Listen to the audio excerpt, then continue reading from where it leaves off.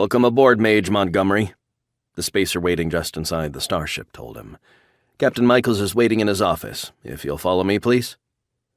Damien nodded as he carefully maneuvered himself through the zero-gravity boarding area. Behind him, a short metal boarding tube linked the central hub of the massive rotating rings of Sherwood Prime to the keel of the container ship Gentle Rains of Summer. He checked the personal computer wrapped around his left arm as discreetly as he could, making sure he was on time for his job interview with the captain.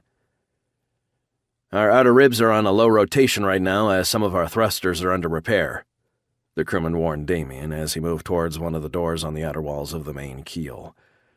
"We're only under about a 10th G, so watch your step." "That'll be fine," Damien told the man. He watched the spacer move from handhold to handhold up the ladder to the outer keel and carefully followed suit. If necessary, he was able to control his own motion even in zero gravity, but mages learned quickly that blatant, unnecessary use of magic didn't make friends.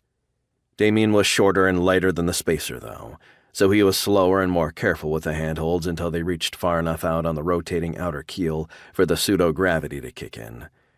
He settled onto his feet with a carefully concealed sigh of relief, straightening out his clothes and unconsciously checking on the gold medallion settled into the hollow of his throat.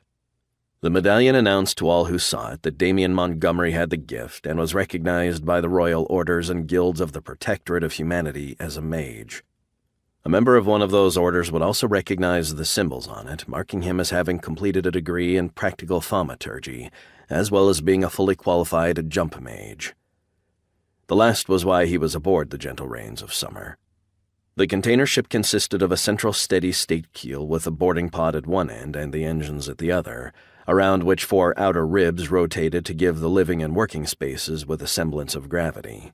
She was a wondrous technological creation capable of accelerating at several gravities while carrying up to 12 million tons of fuel and cargo, but it was the silver runes inscribed throughout the interior of her hull that made her a starship. With those runes, a mage like Damien could jump her up to a light year in an instant.